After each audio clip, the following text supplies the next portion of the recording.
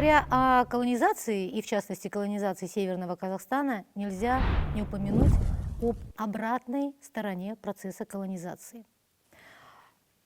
Это экологические бедствия, которые она несет. Давайте мы будем говорить о процессе модерне, да, о модернизации. Нам всегда модернизация подавалась как нечто положительное. Нам принесли цивилизацию, промышленность, и много образования, и много-многое другое. Но мы понимаем, что как раз колонизация и есть вот эта оборотная сторона процесса модернизации. И та индустриализация, которая происходила в степях Казахстана, и в частности в Северном Прибалхашье, она принесла огромное количество бед, которые до сих пор влияют на нашу экологию, состояние здоровья, на ландшафт, и которые, как мы понимаем, требуют нашего срочного и масштабного вмешательства для того, чтобы хотя бы спасти остатки того, что еще есть.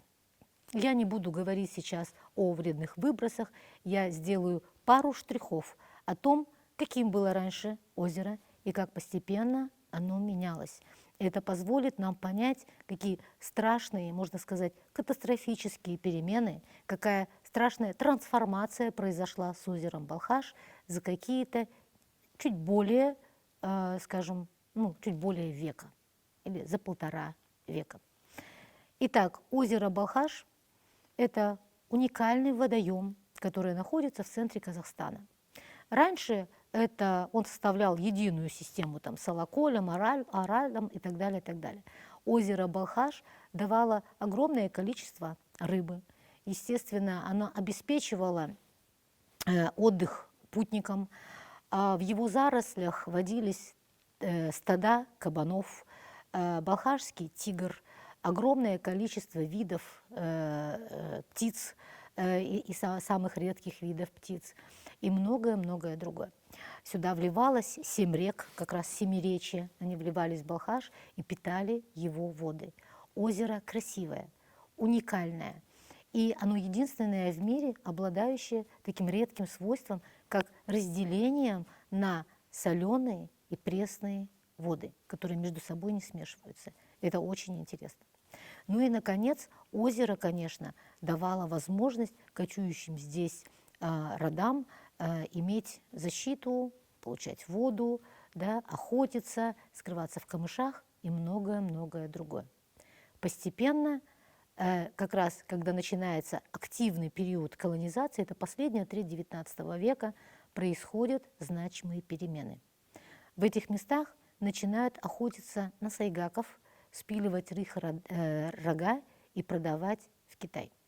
Как я уже говорила, первые еще пробные, так сказать, рудники и промышленные печи, которые здесь создавались в Гульшате, в Кызыл-Испе, в Саяке и так далее, а потом и на комбинате в Балхаше, все они за неимением угля и неимением возможности, отсутствием возможности доставлять уголь из Караганды, топились саксаулом. Саксаул – это естественная защита между лежащим к западу от Балхаша Бекпак-Далой и Балхашом, то есть между водой и пустыней. Саксаул – очень важная порода. Дерево, взрослое дерево, растет 40 лет. Примерный возраст саксаула – 120-160 лет. Это редкая порода дерева, которая является таким очень ценным топливом, обладает ценной топливой древесиной.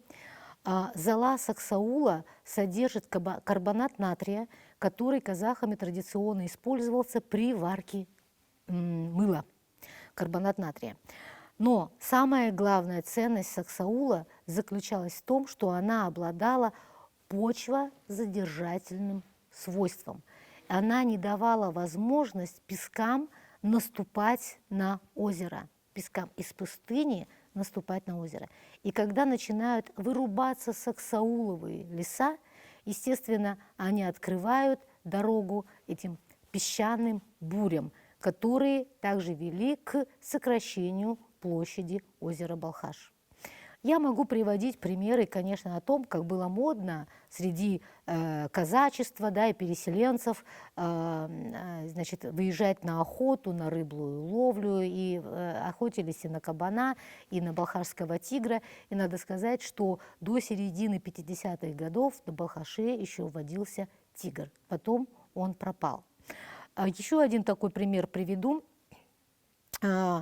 В конце XIX века в Европе были модны дамские шляпы с белыми перьями. И эта мода определенным образом сказалась на состоянии флоры и фауны Балхаша.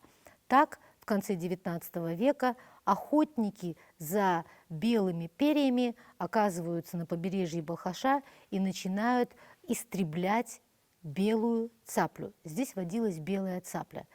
И нужно было убить несколько цапель, чтобы собрать полкилограмма перьев, за которые давали 200 рублей.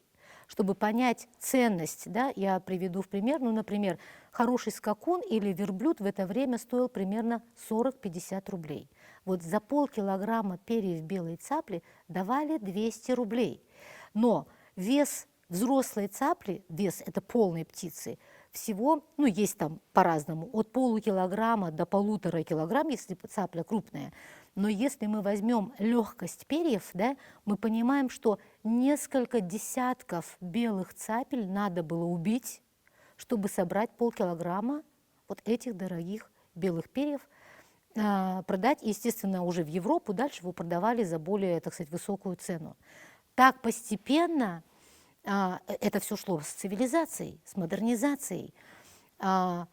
Мода, промышленность, индустриализация – все это приводило постепенно к истощению озера. Следующий значительный шаг произошел в 1970 году, когда советское правительство задумало одну из своих, так сказать, великих авантюр, да, это покорение природы и прочее, прочее, когда решили создать Копчегайское водохранилище. Его создали. Но какой ценой? Отвели воды реки Или, которая теперь вливалась в Копчегай и перестала вливаться в озеро Балхаш. К чему это привело? Это привело к постепенному сокращению, естественно, площади Балхаша.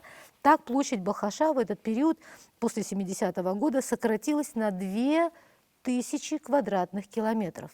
Причем Копчегай имеет площадь 1847 квадратных километров. То есть потерянная площадь Балхаша, она образовалась в Копчегае. Копчегай имеет 180 километров в длину и 22 километра в ширину. Если мы посмотрим, что произошло с Балхашом, то мы обнаружим, что его берега сократились на 1,5, местами 3 метра. И это озеро в буквальном смысле гибнет на наших глазах. Мы можем ежегодно замечать, какие перемены с ним происходят. Мало того, что истощили флору и фауну, я уже не говорю о том, что вырубали тростник, вырубали заросли тугаев и так далее, которые тоже защищали озеро. И на этом озере до сих пор стоит медиплавильный комбинат, который тоже выбрасывает вредные сбросы, осуществляет и так далее.